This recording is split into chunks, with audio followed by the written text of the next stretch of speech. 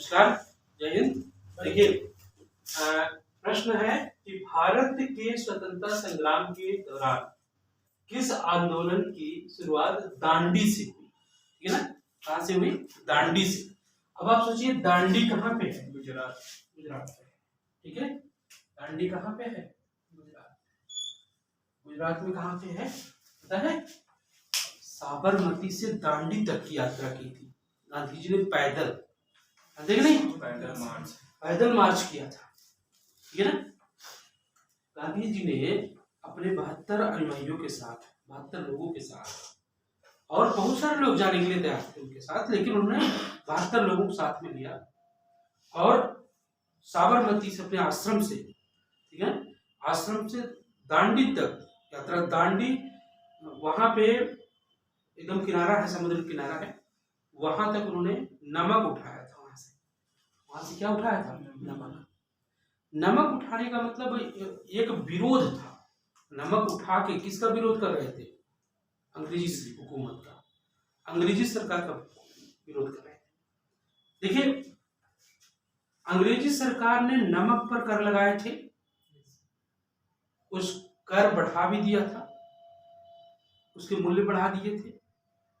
कर बढ़ाने से मूल्य बढ़ गया, और नमक मूलभूत चीज होती है तो मान लीजिए आप जानते हैं, लेकिन नमक से अंग्रेजी हुकूमत का विरोध करना यह एक संकेत था, छोटा सा ही संकेत था।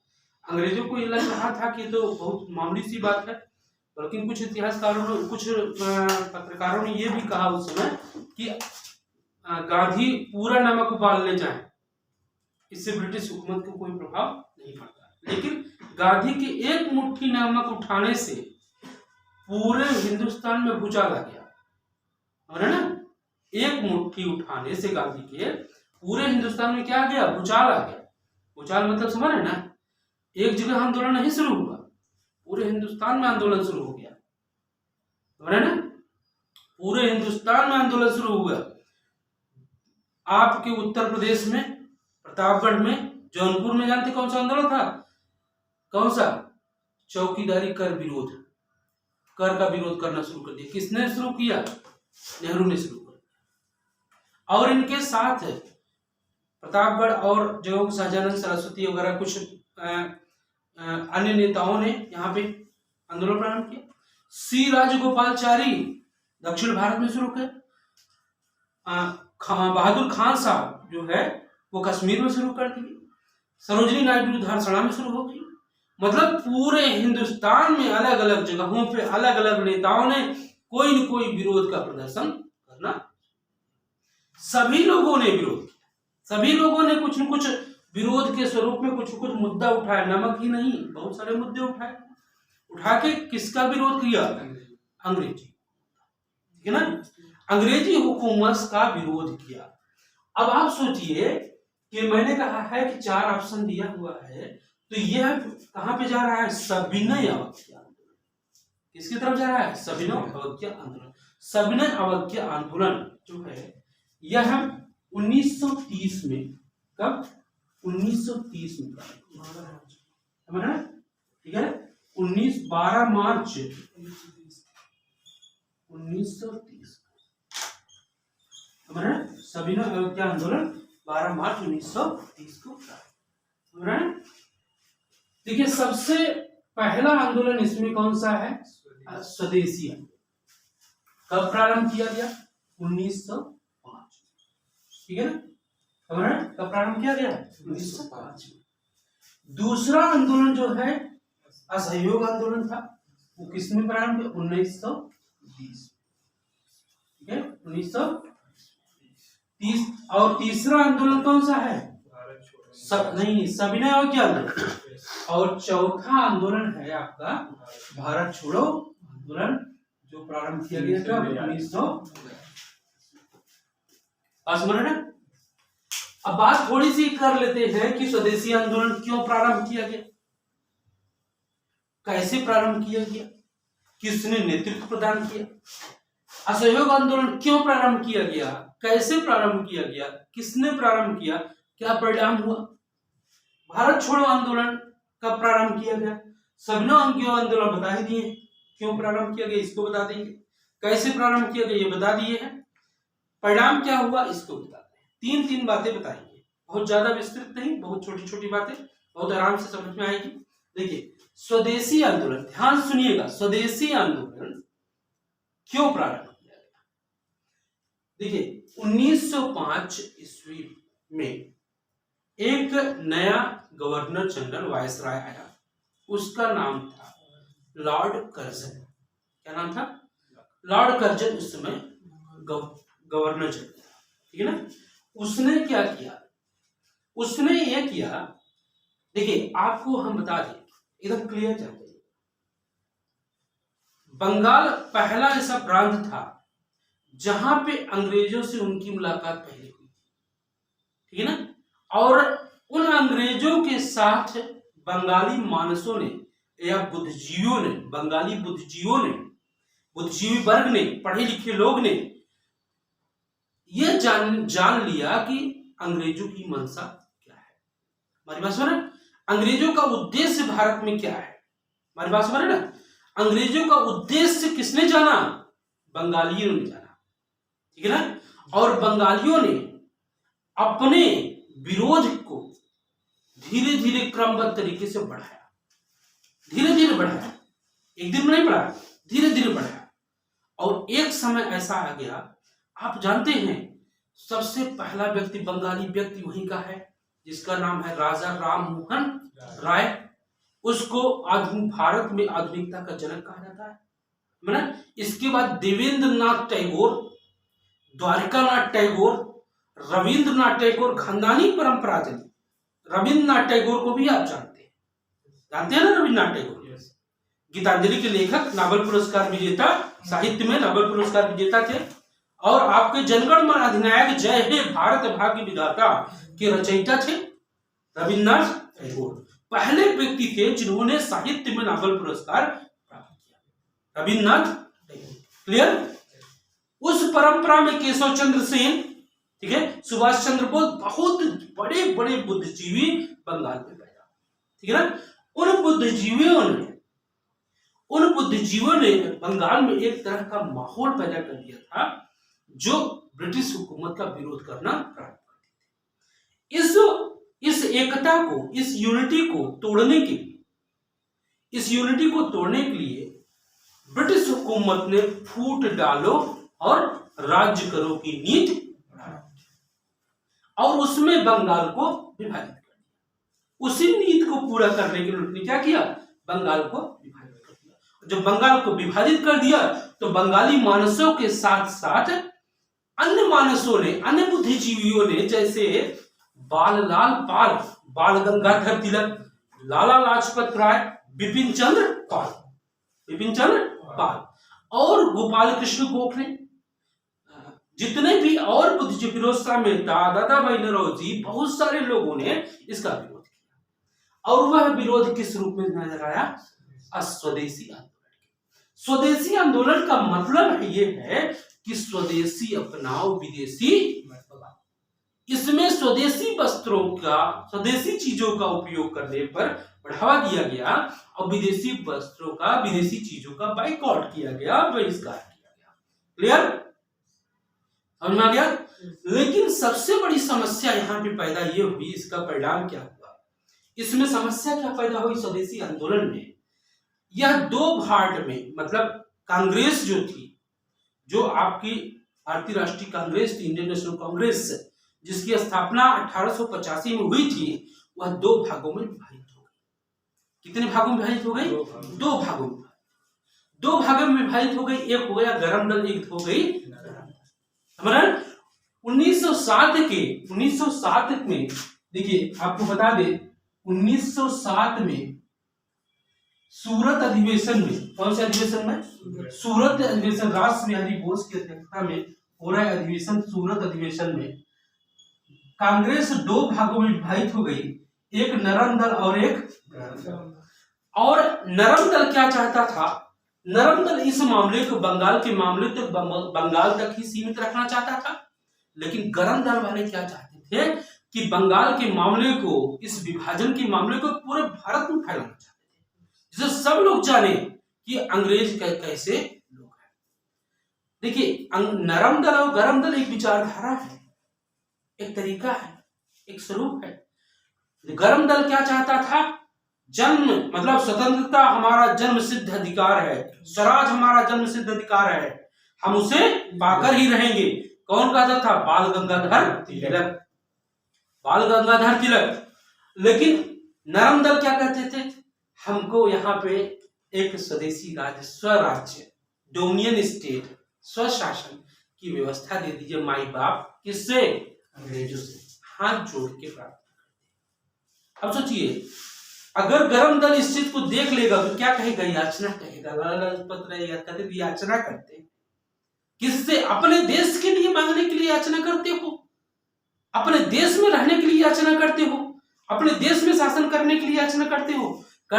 याचना करना है, अगर याचना करना है तो दूसरे की चीज को करो, लेकिन अपने देश को, अपने चीजों को लेने के लिए याचना कर रहे हैं। बात समझ रहे? देखिए स्वदेशी आंदोलन का परिणाम यह हुआ कि ये दो पार्ट में डिवाइड हो गया, ठीक है?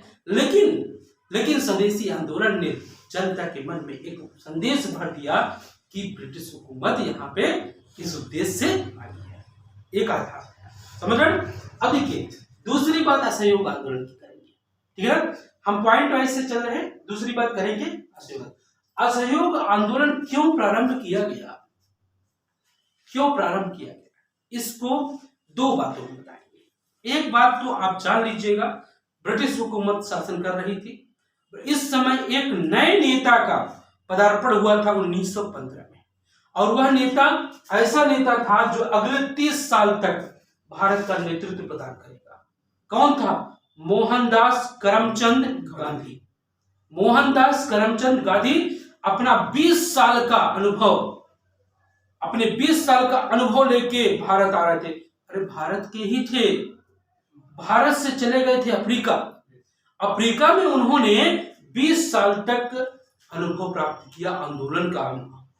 महात्मा गांधी ने अफ्रीका में काले और गोरों के भेद को लेकर एक आंदोलन प्रारंभ किया, जिसमें महात्मा गांधी को पर्याप्त सफलता मिली थी। और वहां के न्यूज़पेपर, समाचार पत्रों से, यहाँ के समाचार पत्रों में महात्मा गांधी को इतना फेमस कर दिया था, इतना जनजागरूक कर दिया था, विदेश में महात्मा गांधी ने ये कारनामे किए। महात्मा गांधी जैसे ही यहाँ पे आते हैं, उन्होंने अपना राजनीतिक गुरु किसे बनाया? गोपाल कृष्ण गोखले को। गोपाल कृष्ण गोखले को उन्होंने अपना राजनीतिक गुरु। अब गोपाल कृष्ण गोखले आप तो जानते ही हैं, नरम दल के नेता थे, बहुत सॉफ्ट व्यक्ति थे, बहुत सीधे व्यक्ति थे, बहुत ईमानदार भी व्यक्ति थे ना। उनको अपना राजनीतिक गुरु बना दिया और उन्होंने कहा कि आप क्या करिए? भारत का भ्रमण करिए। क्या करिए? भारत का भ्रमण, ठीक है ना। उस भ्रमण के दौरान लखनऊ में एक कॉन्फ्रेंस में वह उपस्थित थे महात्मा गांधी।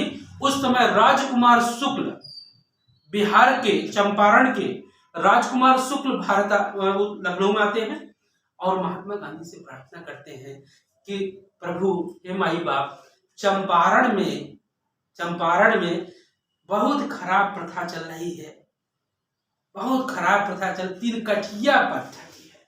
कौन सी पद्धति है? 3 कठिया पद्धति। 3 कठिया का मतलब होता है हमारे खेत जो है, उन खेतों में 3 कठिया पद्धति में 3/20 हिस्सा हमको नील की खेती करना पड़ता है। हमारे खेत में वो अनाज नहीं होता है, हम साल भर बिना भूख के रहते हैं, बिना तपस्या के रहते हैं, बहुत दिक्कत होती है हमारे ना। तो 3 कठिया पद्धति का विरोध करने के लिए, उसके विरोध में एक आंदोलन चला, उसको कहते हैं चंपारण सत्याग्रह। कौन चलाया? महात्मा गांधी। तो महात्मा गांधी ने 1917 में, समझ रहे ना, 1917 में चंपारण, कौन सा? चंपारण, ठीक है ना। चंपारण में 3 कठिया पद्धति का विरोध किया। सरकार ने उनको विरोध के बाद समिति में शामिल किया और बाद में इनको क्या मिली? सफलता मिली और 3 कठिया पद्धति को समाप्त किया गया। समझ में आ गया?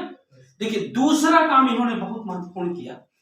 1918 में अहमदाबाद अहमदाबाद मिल, मतलब मिल में क्या था, मिल में वहां पे समस्याएं पैदा हुई थी और वेतन बढ़ा नहीं रहे थे, और उन लोगों ने मिल मजदूरों ने हड़ताल कर दिया, अपनी मतलब मांग की बढ़ाने की, वेतन को बढ़ाने के, भत्ते का बोनस बढ़ाने का मांग किया गया।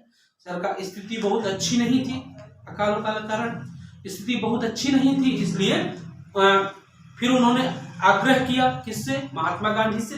तो महात्मा गांधी ने वहां पे जाके 37.5% लगभग मील मतलब बोनस बढ़वाया, ठीक है ना।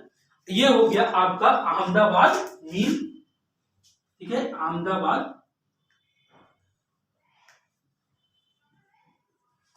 मील का हो गया, ठीक है ना, अहमदाबाद मील, ठीक है ना। अब देखिए अहमदाबाद में किसानों का एक विद्रोह था, ठीक है, किसानों का विद्रोह कैसे था, एक विद्रोह था अहमदाबाद में किसानों का, उसमें क्या हुआ था, उसमें अकाल पड़ा था और टैक्स माफ नहीं किया जा रहा था, टैक्स महात्मा गांधी ने माफ कराया। आप इस चीज को ध्यान रखिएगा, 1917-1918, ठीक है ना। अब ध्यान दीजिएगा, आपको पता है कि एक विश्व युद्ध प्रारंभ था उस समय, महात्मा गांधी ने सरकार के सहयोग में कुछ भारतीय आंदोलन भी चलाए थे कि सरकार का सहयोग कर दिया जाए, ठीक है ना। और उस भारतीय आंदोलन में महात्मा गांधी ने युवाओं से यह प्रार्थना किया था कि आप लोग सेना में भर्ती होइए और विश्व युद्ध में, प्रथम विश्व युद्ध में अंग्रेजी हुकूमत का सहयोग कीजिए, हमारा ना, अंग्रेजी हुकूमत का सहयोग कीजिए। लेकिन हुआ क्या, अंग्रेजी हुकूमत के ने तुर्की के खलीफा, तुर्की के या मुस्लिमों के खलीफा कमाल पाशा को बंदी बना लिया। कमाल पाशा जानते हैं ना, कमाल पाशा उस समय खलीफा थे। अब आप सोच रहे हैं खलीफा कौन होते हैं, तो खलीफा जो है, जो मोहम्मद साहब थे, मोहम्मद साहब जानते हैं ना, मोहम्मद साहब ने इस्लाम धर्म का प्रारंभ किया था। जब उनकी मृत्यु हो गई, जब वो चले गए, तो उस उनके वंश के कुछ खलीफा हुए, फिर बाद में वो खलीफा की परंपरा हो गई कि एक गुरु होगा, एक श्रेष्ठ व्यक्ति होगा जो सारे मुस्लिमों को क्या करेगा, निर्देश देगा। गुरु होते हैं ना, पुरोहित, सर्वश्रेष्ठ, फादर जैसे बोलते हैं, जैसे फादर होते हैं ना, फादर, उस तरह से पूरे मुस्लिमों का क्या हो गया, वो फादर हो गया, पिता हो गया। वो जो निर्देश देगा वही सब लोग, इस तरह का खलीफा एक धार्मिक गुरु मान सकते हैं, ठीक है, धर्म प्रवर्तक का अनुयायी, वो धर्म प्रवर्तक के स्थान पे, जैसे आप समझ लें सिखों में 10 गुरु थे, गुरु गोविंद साहब, तो गुरु नानक से लेकर गुरु गोविंद साहब, बाद में गुरु परंपरा को उन्होंने हटा दिया। उन्होंने क्या किया, गुरु परंपरा को हटा दिया, जानते ही नहीं, गुरु गोविंद साहब के बाद गुरु परंपरा समाप्त हो गई सिखों में, और उसमें भी गुरु परंपरा ये चलती रही, वो पीठ बनती रही, समझ रहे ना। मुस्लिमों में क्या होगा, पीठ बनती, अभी भी खलीफा होते हैं, खलीफा की परंपरा थोड़ी थोड़ी चलती रहती है, भले वो सामान्य स्तर पे हो गया है, वो स्थिति नहीं रह गई है, लेकिन आज भी खलीफा की स्थिति है, खलीफा रहता है। मौलाना जो बोलते हैं, मौलाना लोग उससे संपर्क रखते हैं, मुस्लिम मौलाना जो वरिष्ठ मौलाना है वो लोग उनसे संपर्क रखते हैं। आपको पता है कि जितने हिंदुस्तान में चर्च हैं, जितने क्रिश्चियन के चर्च हैं, ईसाइयों के, उन चर्च का संबंध रोम से होता है। रोम में जो कैथोलिक चर्च है, रोम में जो चर्च है पूरे विश्व का सबसे बड़ा चर्च है, उस चर्च का जो फादर है, वह फादर पूरे विश्व के जितने चर्च हैं उन चर्चों से संपर्क रखता है। पूरे विश्व में जितने चर्च हैं सब चर्चों का संबंध रोम से होता है। रोम जो निर्देश देगा और सारे चर्च को उनको पालन करना पड़ेगा, और इसलिए वो निर्देश देता रहता है। तो ईसाइयों का एक है, हमारे ना, और मुस्लिमों का भी लगभग एक है, लेकिन हिंदुओं का एक नहीं है ना। अब उस सब बात की बात है, ठीक है ना। उस खलीफा के ऊपर जब आक्रमण कर दिया ब्रिटेन ने खलीफा को कब्जा कर लिया, इसका विरोध कौन करेगा, मुस्लिम करेगा। आप किसी के गुरु को पे आक्रमण कर देंगे, आप ही बताइए। हिंदू गुरुओं को तरह तरह के क्लेम लगा के, आरोप लगा के गिरफ्तार कर लिया जा रहा है। हिंदू गुरुओं को तरह तरह का आरोप लगा के, क्लेम लगा के गिरफ्तार कर लिया जा रहा है, लेकिन कोई विरोध नहीं करता है। क्यों नहीं विरोध करता है?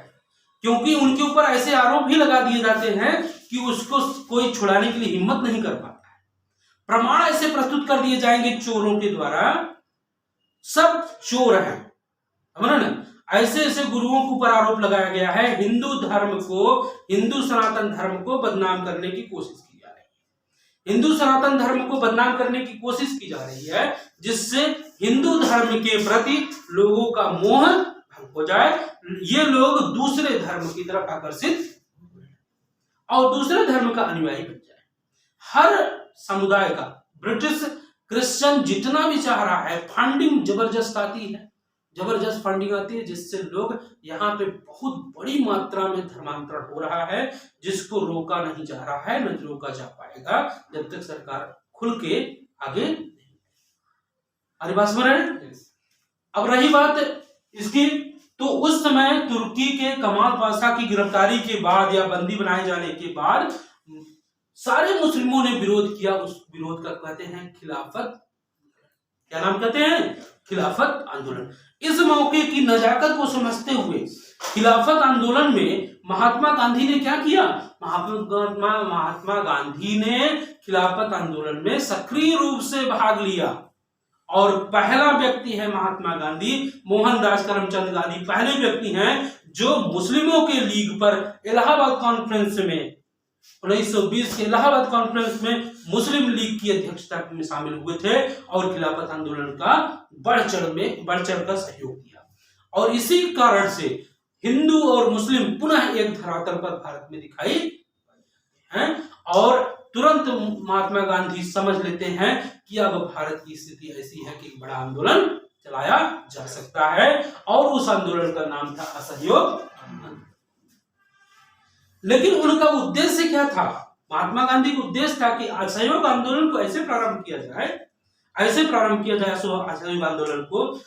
आंदोलन को ऐसे प्रारंभ किया जाए जैसे होता नहीं कि उनका, देखिए महात्मा गांधी का तरीका बिल्कुल अलग था, सत्य और अहिंसा के पुजारी थे, और वो कभी किसी तरह का झगड़ा नहीं चाहते थे।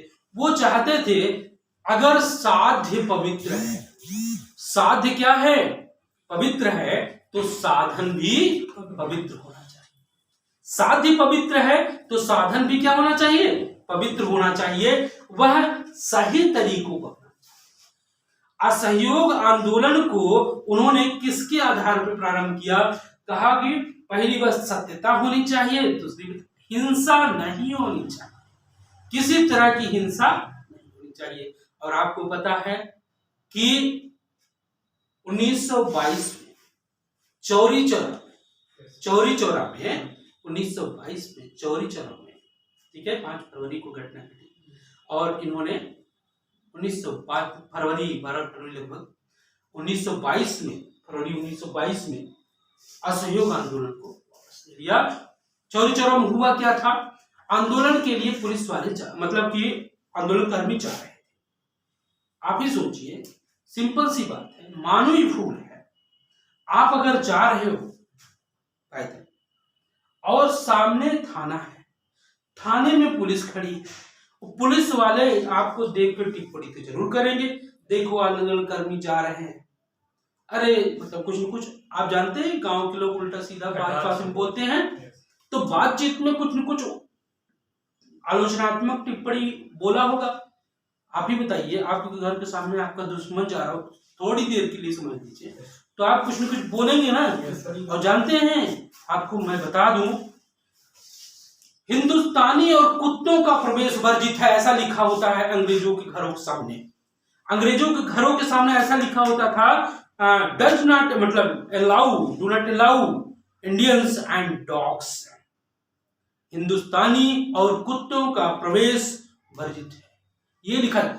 इतना नृशंस अपराध, इतना मानवीय उत्पीड़न ब्रिटिश हुकूमत के द्वारा भारत में किया जा रहा था, लेकिन भारत के लोग उसका विरोध नहीं कर पा रहे थे, एक नहीं हो पा रहे थे। और जब एक हुए, और एक कब हुए हैं, भारत छोड़ो आंदोलन, पूरी तरह से पूरा भारत क्या हो गया, एक हो गया था, एकजुट हो गए। लेकिन आपको मैं बता दूं, असहयोग आंदोलन पहला भारत का आंदोलन था जिसमें महिला, पुरुष, बुद्धिजीवी, पढ़े लोग, किसान विद्यार्थी, सभी लोग शामिल थे, सारा तबका शामिल था, पूरा हिंदुस्तान का हर तबका, हर व्यक्ति इसमें सहभागिता कर रहा था। लेकिन जैसे ही महात्मा गांधी ने 1922 में असहयोग आंदोलन को वापस लिया, 1922 में असहयोग आंदोलन को जैसे ही वापस लिया, उन सब लोगों का उत्साह क्या हो गया, ठंडा पड़ गया। सब लोगों ने महात्मा गांधी का विरोध करना प्रारंभ कर दिया। समझ रहे हैं? सब लोगों ने विरोध किया, लेकिन महात्मा गांधी अपने उद्देश्य से नहीं टले। पंडित जवाहरलाल नेहरू ने कहा आपने गलत किया, जब तपती हुई मतलब तप रहा हो भारत, उस समय आपने इसको पानी डाल के बुझा दिया। सुभाष चंद्र बोस ने विरोध किया। सुभाष चंद्र बोस ने भी, जानते हैं कर्म दल के नेता सुभाष चंद्र बोस, उनकी जयंती मनाई जा रही है इस समय। सुभाष चंद्र बोस, उनका तरीका महात्मा गांधी से बिल्कुल अलग था, बिल्कुल अलग, समझ रहे हैं? और सुभाष चंद्र बोस ने भी इसका विरोध किया। समझ में आ गया? अब देखिए, इस स्थिति के बाद थोड़े दिन के लिए क्या है, मामला ठंडा रहा, ठीक है। लेकिन आपको मैं बता दूं, विठल भाई पटेल, CR दास, मोतीलाल नेहरू, कौन? मोतीलाल नेहरू जानते हैं ना? अरे पंडित जवाहरलाल नेहरू के पिताजी थे। इन लोगों ने मिलके एक स्वराज पार्टी की स्थापना। कौन सी पार्टी? स्वराज पार्टी की स्थापना, ठीक है ना। उनका उद्देश्य यह था कि हम सरकार के अंदर, सरकार में घुस के हम सरकार का विरोध करेंगे, हम सरकार में घुस के सरकार का विरोध करेंगे। और उसमें विठल भाई पटेल एक सेंट्रल असेंबली के अध्यक्ष भी चुने गए, स्पीकर भी चुने। और फिर बाद में थोड़ा सा मामला शांत रहा, लेकिन उसके बाद शुरू हुआ कौन सा? सविनय अवज्ञा आंदोलन। सविनय अवज्ञा आंदोलन क्यों शुरू किया गया, इसका थोड़ा सा क्लू बता दे रहे हैं। सविनय अवज्ञा आंदोलन क्यों? देखिए, आपको पता है कि साइमन कमीशन भारत में आया था, जिसका विरोध किया गया 1927-28 में पहुंचा। भारत 27 में आया था, 28 में बना था, 1927 में बना था, 28 में पहुंचा था, ठीक है ना। और उस आंदोलन में, साइमन कमीशन के विरोध में, लाला लाजपत राय की मृत्यु हो गई थी। ये भी जानते हैं? लाला लाजपत राय की लाठीचार्ज में मृत्यु हो गई थी, ठीक है ना। और उसके विरोध में आपको पता है भगत सिंह ने सैंडर्स को गोली मार के हत्या कर दी, स्मरण। हालांकि भगत सिंह उसमें पकड़े नहीं गए, फिर बाद में पकड़े। और भारत में एक एकता की, एक अंग्रेजी विरोध की गर्मी पैदा हो रही थी, नहीं समझे? लोगों में अंग्रेजी विरोध की गर्मी पैदा हो रही थी, लोगों में उत्साह आ गया था, युवाओं में उत्साह आ गया था कि ब्रिटिशों को हम यहां से क्या करेंगे, भगा देंगे। ब्रिटिश क्या करेंगे, यहां से भगा देंगे, स्मरण। ब्रिटिश क्या करेंगे, भगा देंगे। क्लियर? उस गर्मी को महसूस कौन कर रहा था? सुभाष चंद्र बोस महसूस कर रहे थे। उस गर्मी को महसूस कौन कर रहा था? पंडित जवाहरलाल नेहरू महसूस कर रहे थे। उस गर्मी को महसूस कौन कर रहा था? BR अम्बेडकर और बहुत सारे लोग महसूस कर रहे थे, समझ रहे? और महात्मा गांधी को भी उसकी तपन महसूस हो रही थी कि अब कुछ न कुछ करना चाहिए। इसी महसूस समझ रहे ना? इसी महसूस में लाहौर में ये एक अधिवेशन हुआ, जिसकी अध्यक्षता 1929 में, जिसकी अध्यक्षता किसने की? पंडित जवाहरलाल नेहरू, ठीक है। उन्होंने क्या, हमको अब डोमिनियन स्टेट नहीं चाहिए, हमको पूर्ण स्वराज चाहिए। कौन सा चाहिए? 1928 लाहौर अधिवेशन में क्या किया? पूर्ण स्वराज की मांग किया। कौन से स्वराज की? पूर्ण स्वराज की। और आपको मैं यहां बता दे रहा हूं कि उसी समय उन्होंने 26 जनवरी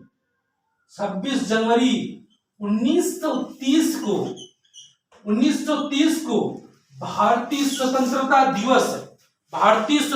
दिवस मनाने की घोषणा की। भारतीय स्वतंत्रता दिवस मनाने की घोषणा की। और भारतीय स्वतंत्रता दिवस जब उन्होंने मनाने की घोषणा की, इस तिथि को ध्यान दीजिएगा, इस तिथि को महत्व प्रदान करने के लिए स्वतंत्रता के बाद भारत ने 26 जनवरी 1950 को भारत के संविधान को लागू कर दिया। इसीलिए आज भी 26 जनवरी का महत्व बना है। हमारी बात समझ गए ना?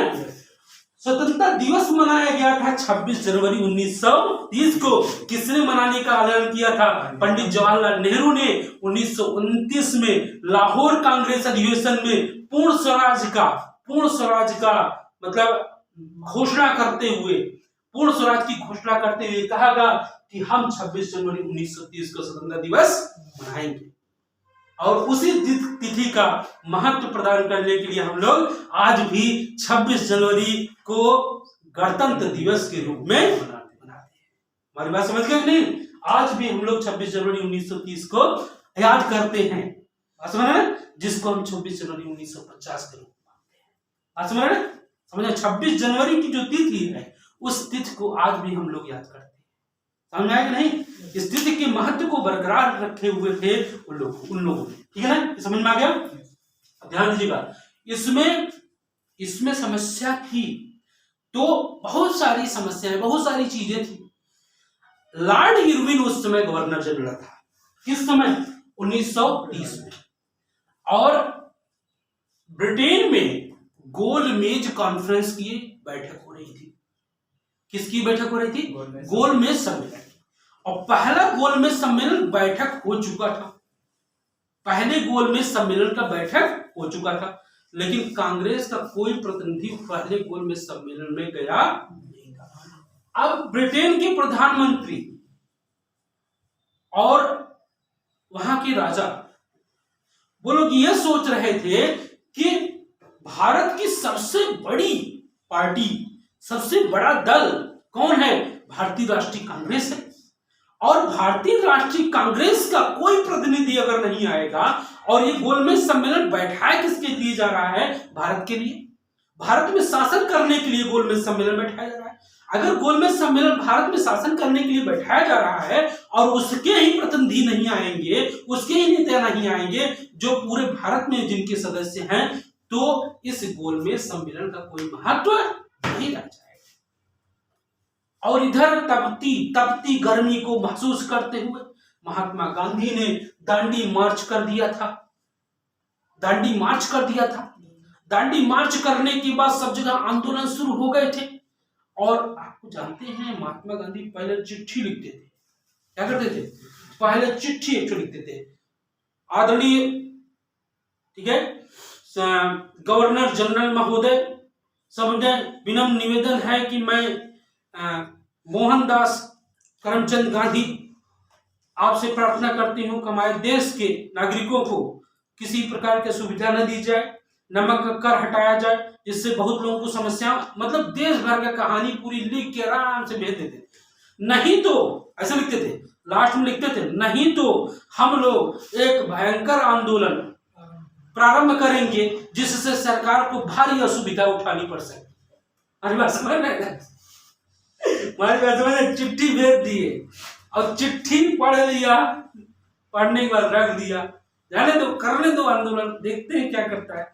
फिर एक बार हमारी चिट्ठी का उत्तर आपने नहीं दिया, अब दूसरी बार चिट्ठी लिख रहा हूं मैं, और चिट्ठी का उद्देश्य ये है कि अब दोबारा चिट्ठी नहीं लिखूंगा, अब दोबारा चिट्ठी नहीं लिखूंगा। और चिट्ठी का उद्देश्य ये है कि चिट्ठी नहीं लिखूंगा तो क्या करूंगा? अब आंदोलन करूंगा, ठीक है ना। और निहत्थे होके कहीं शराब के ठेके पे शराब बंद करो, कहीं नमक के चौथा पे, मतलब कहीं कर रोको, कर नहीं देंगे। चौकीदारी प्रथा, चौकीदारी ना, रात में सीटी बजाने वाली, उसका बहुत भारी टैक्स था और चोरी होती थी उस समय ना, चोरी बहुत होती थी, तो चौकीदारी टैक्स लगता था। और एक आंदोलन शुरू किया, मदारी पासी आंदोलन शुरू किया गया, अलग अलग स्थानों पर अलग अलग आंदोलन शुरू हुए। खेड़ा आंदोलन शुरू हो गया, वहां पे सरदार वल्लभ भाई पटेल ने बड़ी अच्छी भूमिका 1928 में निभाई थी खेड़ा आंदोलन में। तो ये सारी चीजें धीरे धीरे प्रारंभ हुई, स्मरण है। और उस समय पूरे आंदोलन का, पख्तून आंदोलन मान लीजिए, लाल कुर्ती आंदोलन कहते हैं, खान बहादुर खान कहते हैं उनको, ठीक है। खान बहादुर खान को सीमांत गांधी कहते हैं, जहां लिख लीजिएगा आप लोग, सीमांत गांधी कहते हैं, खान बहादुर खान है। वो पख्तून लाल कुर्ती आंदोलन शुरू किए थे, इसी समय शुरू किए थे। महात्मा गांधी के पक्के अनुयायी थे। कौन? खान बहादुर खान, लाल कुर्ती आंदोलन के थे, समझ रहे ना। अब उसमें उन्होंने भी पूरे हो गया तो लॉर्ड इरविन ने समझा अब क्या करें, तो सुनिए महात्मा गांधी को चिट्ठी लिखा उसने कि हम आपसे मिलना चाहते हैं, सारी बातें। और उसी समय मैं आपको बता दूं बच्चों, एक बहुत बड़ी घटना घटती है। लाल मतलब इरविन 5 अप्रैल 1931 में, सॉरी 5 मार्च है, तो 1931 में होता है, ठीक है ना, 5 अप्रैल।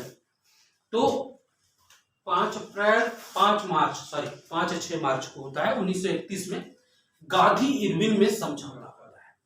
गांधी इरविन में क्या होता है? समझौता होता है, ठीक है ना। गांधी इरविन में जो समझौता होता है, उस समझौते में ये बात होती है कि हम गोलमेज सम्मेलन में भाग लेंगे। दूसरे गोलमेज सम्मेलन में महात्मा गांधी भाग लेने के लिए तैयार हो जाते हैं और सबने अवज्ञा आंदोलन को वहीं पे रोकने की बात करते हैं। लेकिन उनको कहा कि पाउंड और स्टर्लिन में, रुपये और स्टर्लिन में पैसे की जो कीमतें थी उसमें थोड़ा सा रिलैक्सेशन मांगते हैं। नमक को थोड़ा लेस प्रदान करते हैं, नमक कर बंद करवाते हैं, कम करवाते हैं 50%, नमक कर को 50% कम करवाते हैं। और अपनी कई शर्तें थी उनकी, जिसको मांग लेते हैं। लेकिन एक शर्त है, कहते हैं राजनीतिक बंदियों को आंदोलन में गिरफ्तार हुए, भाई आंदोलन तो चल ही रहा था, बहुत लोगों को गिरफ्तार भी किया गया था। हिंदुस्तान में बहुत लोगों को गिरफ्तार किया, बड़े बुजुर्ग, विद्यार्थी, बूढ़े, सबको गिरफ्तार।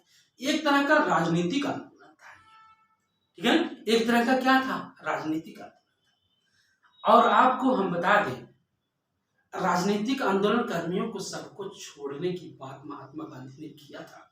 आज भी उनके ऊपर एक काला धब्बा लगा हुआ है। राजनीतिक आंदोलन भाई जो आदमी कहेगा वही करेगा।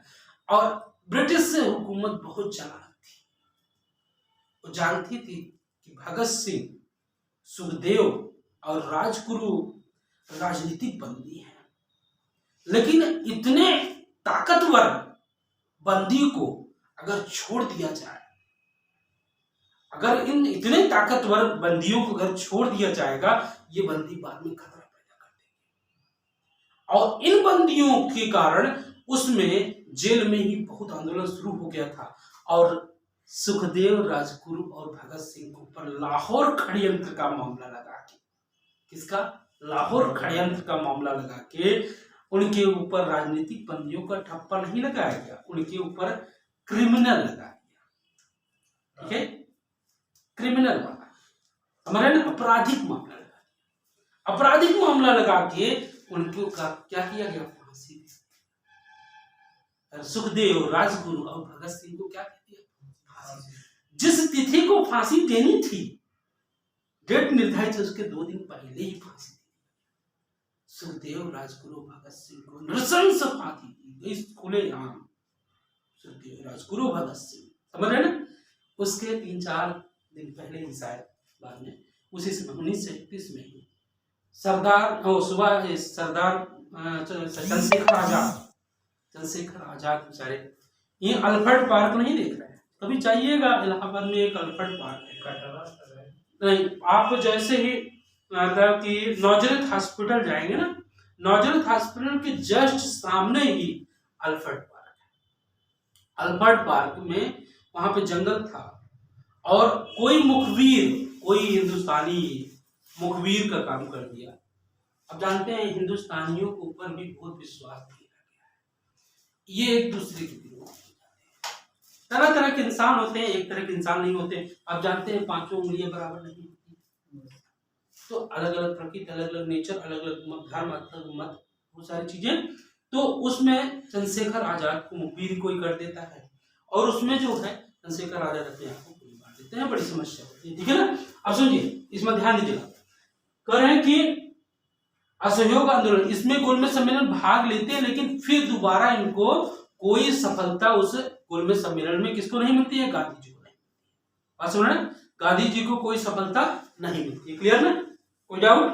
गांधी को कोई सफलता नहीं मिलती। पुनः आके गांधी जी समझ आ गया, आंदोलन प्रारंभ करते हैं लेकिन उसका कोई औचित्य नहीं रह जाता। समझ में आ गया ना। अब देखिए लास्ट आंदोलन है आपका भारत छोड़ो। भारत छोड़ो आंदोलन में स्थिति इतनी भयंकर पैदा हो गई थी कि ग्वालियर टाइम को 7 अगस्त 1942 में महात्मा गांधी ने करो और मरो का नारा दिया। कब? 7 अगस्त 1942 को महात्मा गांधी ने करो और या मरो का नारा, डू और डाई का नारा दिया। और ऑपरेशन जीरो आवर के तहत हिंदुस्तान में जितने लीडर थे, जितने नेता थे, सबको एक दिन में गिरफ्तार कर लिया जाता है और महात्मा गांधी को भी गिरफ्तार कर लिया जाता है। ठीक है ना। और असहयोग, ये भारत छोड़ो आंदोलन पूरे भारत में जनता बिना नेतृत्व के, बिना लीडर के हो जाती है। कोई नेता नहीं, कोई नेतृत्व नहीं। अब जनता जहां मन करे तहां भीड़ रह जाती थी। कतो रेल पटरी उखाड़ रही है, कतो थाने पे पुलिस वाले मार के भगा रही है, कतो तार नोच रही है। मतलब जनता एकदम समझ लीजिए बेसुध होकर घूम रही थी। खाली हाँ, किसी से कोई मतलब नहीं है।